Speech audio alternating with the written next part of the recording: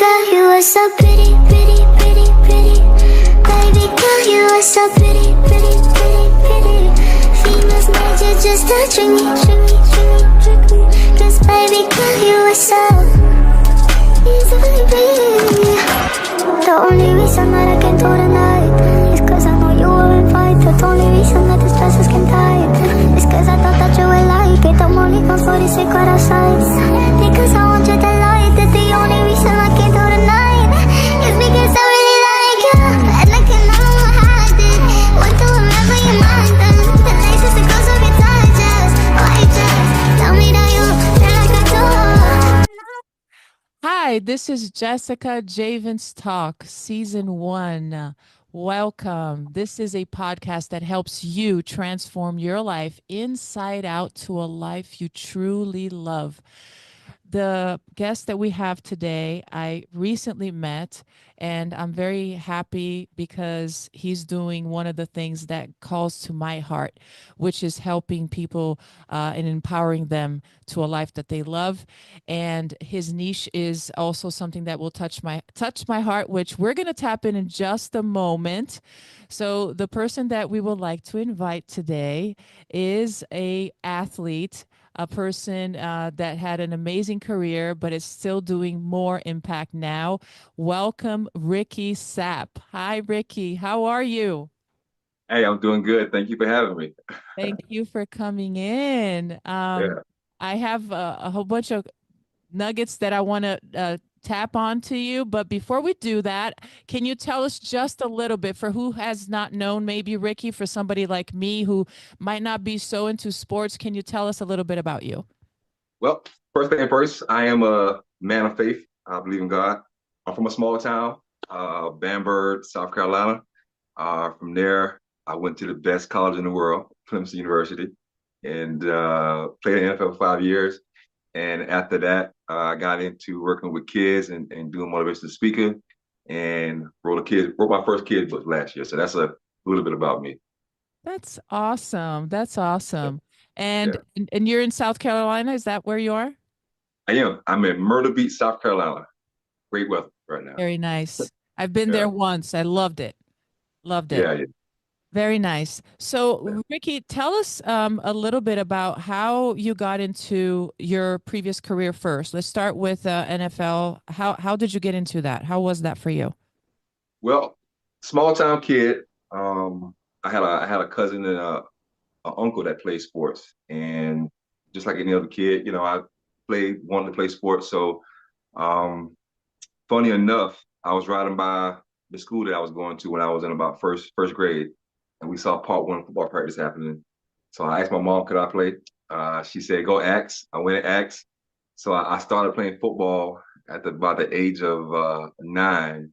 And then Bamberg is right by Orangeburg, South Carolina, which is so South Carolina State University is in Orangeburg. And we rode by that stadium shortly after I started playing part one of football. And when I saw that stadium, that's when I started to dream big. And I told my mom, I said, you know what? I want to play in the NFL. So that's kind of how it started for me with playing football and wanting to play in the NFL. I love that you said I started dreaming big. I Yeah, I yeah. am a person who likes to ignite dreams in people's hearts. So, and the way that you said it, to be big, is so crucial because sometimes we just limited our dreams. We put it in too small because we think that we should not dare to think and to dream big. And I want you to share a little bit of how were you able to do that, and to maybe motivate people to think bigger and not limit it themselves. Well, just what you said. When I saw that stadium, before that, I have never ever seen a college football stadium. I've never really seen anything that big. So when I saw it, right in that moment, it was like, and I remember asking my mom, I was like, Mom, what in the heck is that? And my mom, she told me, she said, well, that's where the South Carolina State Bulldogs football team plays. Now, I have to give all credit to my mom because when my mom saw what it did to me, she would oftentimes ride past it just so she can see the look in my face. So I always tell parents, I say, man, it's so important to show your kids as much as you can. So that's where it started for me to dream big. Now, my mom and dad, when I told them that I wanted to play in the NFL, they didn't say nothing. They didn't say I couldn't do it. They let me go. So for me, I started playing football. I saw that I could, play a little bit, and I worked for it. I went for it, and then next thing I know, I looked up and my name was being called in the NFL draft. That's amazing. Uh, Yeah. and yes, putting those things, that dream in front of you on a regular basis. I don't know if at that time your mom knew how important that was, or if she just wanted to see you happy and smiling and excited. But I'll tell you this, that is a huge visualization importance, and to help us to stepping into action and direction of that dream. So kudos to you. That's awesome that your family was able to do that and to support you like that. That's so important to have the right support. Help share with us now, after this amazing career of success. What were the biggest challenges that you had, now looking back? Ooh, you ready for this? The I biggest, am. the biggest challenge for me was getting to the NFL and not playing as long as I thought I was going to play. That's the biggest challenge for me. My last play uh, was against the Dallas Cowboys. This is how you know God has a sense of humor. I'm a Cowboy fan, and my last NFL play came against the Dallas Cowboys. And in that moment, in the Dallas Cowboys stadium, looking up at that screen after I got hurt, um, I thought about how I could come back, continue to play, show my teammates, how hard I can work. The one thought that didn't come across my mind was that that would be the last play in the NFL. So you're talking about at the age of 9, seeing that stadium, making the Clemson University, getting drafted to playing 5 years. So that was a challenge for me because football was my identity. It was who I was. It was what I Mm. thought I was supposed to do for all my life. After my last play in the NFL, long story short, God revealed to me that your identity is through me. And your purpose is to work with kids and to travel the world and give kids a message.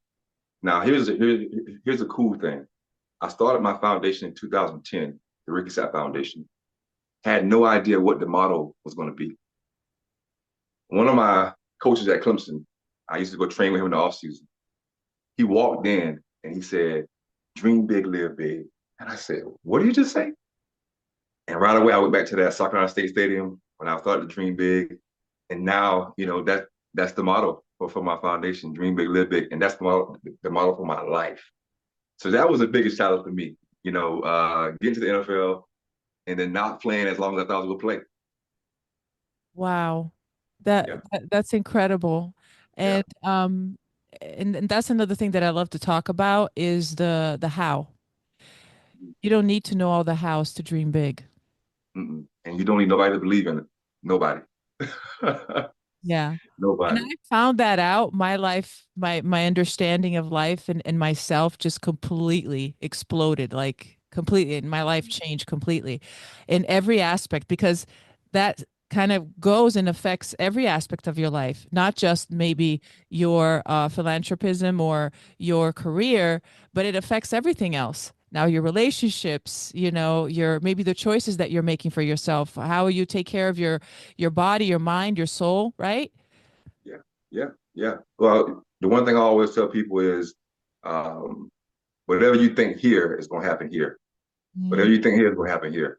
So when I told myself I was going to play in the NFL, or when you tell yourself anything, I feel like what the universe says and what God says is, okay, show me that you want it, work for it. And when you tell yourself you want something without you even thinking about it, you will, if it's what you truly desire, you're going to gradually work for it without even knowing it. So I can remember telling myself I was playing NFL and then gradually putting in the work. See, we already know what we want. The true desires of our heart, we know what we want. It's just a matter of, are we willing to take action and work for it? Wow, you got right on the dot, right on the Yeah, dot. A willingness to take action. Um, yeah. what I would love to share with you what I did, and you might understand that is sometimes the willingness only comes out of like an extreme passion or an extreme discontent. Uh, Mm, because it moves you to want to do something. If you don't have those strong feelings, either the negative or the awareness of the discontent or maybe the longing for something, you might just procrastinate or maybe put it aside for later, or I don't know, maybe let outside influence affect that dream or that desire. So I like to tap in sometimes to that discontent because that's how you might have that fire to catapult you to action, to make the changes that you need to reach that. What is the thing that you're most proud of during your past career? oof. The most I would say my most proud moment was uh my mom my mom coming in and doing her ugly cry when I got that call to play in the NFL. You know, in that moment, when you're young, you don't really understand the magnitude of the moment. But that's part of my proudest moment is just remembering my mom running in and crying. And here's the thing, I'm not gonna cry on your show. When me and my mom rolled by that field at my primary school and she told me to go ask, we didn't know, you know what I'm saying? We didn't know what was going to happen. My mom was just doing what any mom would have done, so Right. um I got the photo of it, my mom crying, and yeah, that's part of my proudest moment in that career. Yeah, It's so important to celebrate the things that we're able to accomplish, and that was a huge thing, of course. There, if you didn't celebrate that, it's like what's going on, right? Of course, but yeah, it makes me think to be a little more intentional about that because every day we're able to do little things that we can celebrate. Because all of those are steps that are going to take us to something, and by doing that, I truly believe, Ricky, that that opens up the possibilities, the creativity, the opportunities, the energy, the connection, the vibration to where you want to tap onto so you can create possibilities. When you don't celebrate, and of course, a lot of our tendencies is to focus on the negative, is to have self doubt, self sabotage, or even criticizing others, you're actually closing those doors. What do you think? I love that. That's a mic drop. I love that. I think that's very true. You have to celebrate the small wins because we're not guaranteed another minute, another second, another hour, and we're not guaranteed a win. So I love that. You have to celebrate every win. That's great. Now let's go into what I wanted to go in, the other part that touches my heart, which is what you're doing now with your book, with your organization. Tell us a little bit about what is it that what's the impact that you're trying to create in these people's lives, and tell us about the niche that you're working on. Well, I'm all about the kids. My foundation is geared towards kids. My motivation speaking is geared towards kids, and I'm trying to accomplish one goal. I'm trying to encourage them that they have the power and authority to help change the world and make it a better place than what it already is by using three words: lead, be fearless, and then they always tell me that this is two words: dream big. So that's my main goal and what I'm trying to get accomplished. So through my foundation, having several events throughout the year in my hometown and some here in Myrtle Beach, is just trying to encourage the youth and help them and tell them that they can be the change that the world needs. And how I love it because I have kids too, and sometimes, especially when they go into their teens, it's a very difficult place to navigate where you're learning how to grow, getting to know yourself, and develop all your emotional skills while starting to, and so it can be very difficult. And those are very powerful tools that can help them to navigate that into successful decisions, better decisions, and empowerment. What what does your foundation tell me a little bit about what it does? Is it you visit schools? Do people go to your foundation? Are they part of the foundation? Do you offer tools there? Tell me a little bit how that works. Well, first let me tell you, you already know this. Your own kids don't listen to you. So, I got kids of my own and they listen to nothing I say. It's always other kids. So, my kids, when other kids look at me as a superhero, my kids like, that's just dad. He don't know what he don't know nothing. So, um, my foundation, the Ricky Sapp Foundation, what I do is I have several events throughout the year. The next event that's coming up is going to be a football cheerleading camp in my hometown. Free. I have former NFL guys, an NFL Pro Bowl cheerleader through that camp. Of course, we teach them fundamentals of football, but we also have state troopers that come. So, and we also have other people that come and teach them things. So it's not about just football; it's about life. It's about wisdom. Then I have a Thanksgiving event where I give out Thanksgiving meals to families in need. Now, my foundation, I'm just say this: I'm not big on just giving out 100 turkeys. I work with the schools to find out what families need it. So I give out like 14 turkeys here in Myrtle Beach and in my hometown for families that need it.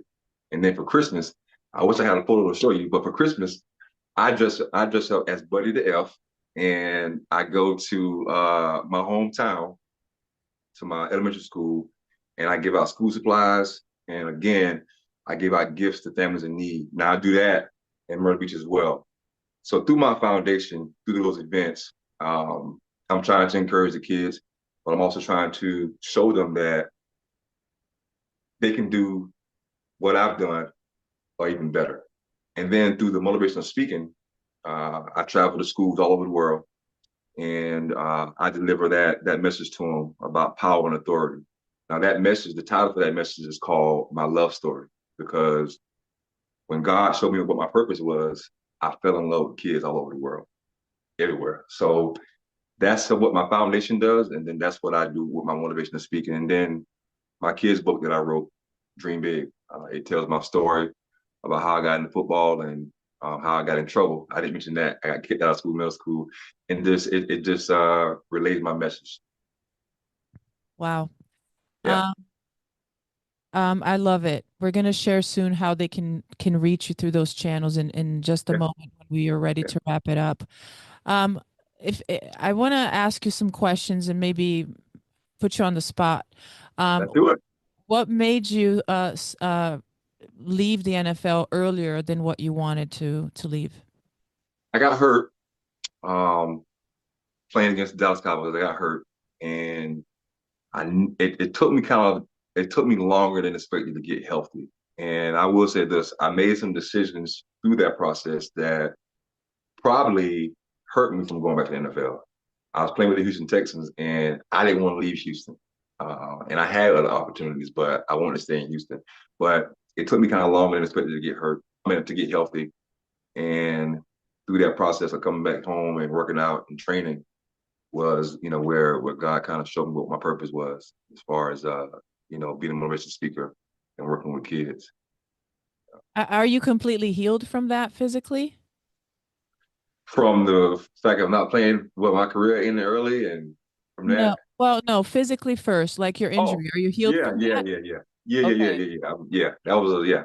That was a yeah. Yeah. And now let's talk about the emotional side of it. Are you healed from that part of you maybe being disappointed that you had to It finish? took me about 3 years, 2, 3 years to get over that. But yeah, Wow. yeah, it took a long time. It took a long time, and I remember like yesterday just thinking like, okay, I finally feel okay. Well, I can watch NFL football and be fine with Wow. not being there. Yeah, Thank you for sharing that. We're yeah. in an instant gratification time where we Ooh, want yeah. everything fast. And Ooh, if we don't yeah. get it fast, we want to give up.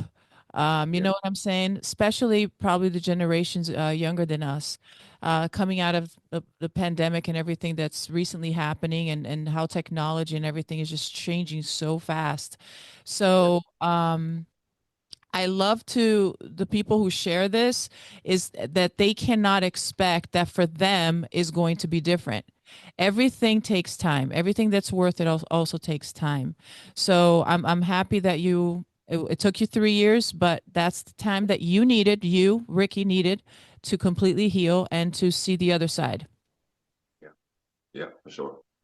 So how do you feel about your life now with what you're accomplishing? I lived my first childhood dream. Now I'm actually living my purpose, and I plan to be the number one motivational speaker in the world. So now I'm gonna chase that and go get that done. So I'm excited more than ever. Like I'm passing by that stadium now to Um, get to the next destination. So I'm all good, ready to go, feel good. that's great. That's Yeah. great. And you're living what you're teaching. So it's amazing. Have you been Wonderful. to a TED Talk? No, never done TED Talk. People have tried, people have told me that I need to do it and all that stuff, but I've Yeah, never you have done to one. sign up. Absolutely. Yeah, Absolutely. They yeah, have long and shorter versions and so forth. And I just get sucked in because when I go to their website, just so many good speakers, yeah. so, and it's a great opportunity.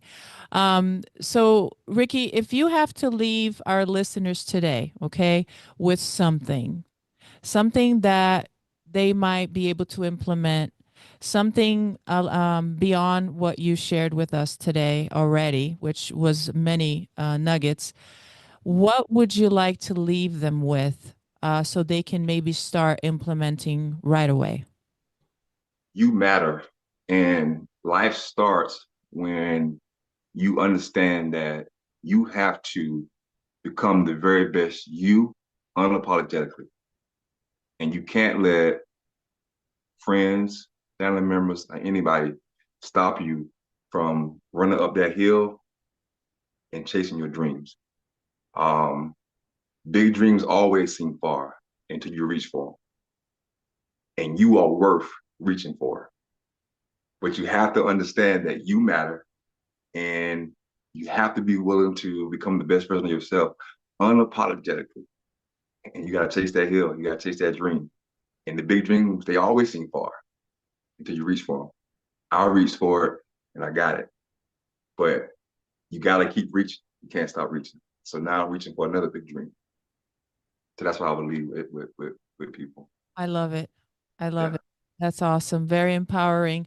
And this is for everybody. You need to believe in yourself. You have everything that you need to be able to reach your dream. Ricky, now share with our audience how they can reach you and your business and your cause, all of that. Please share it with us. We're going to have it here down on the comments so they can click on it, but share it with us here who's just listening. www.therickysappfoundation.com. Also, I'm on all social media platforms. I got a podcast as well. It's called Talk to Me Tuesday, Spotify, Apple. But that's my foundation website, and my book is also on my foundation website as well. That's awesome. Thank you for sharing that. No, thank you.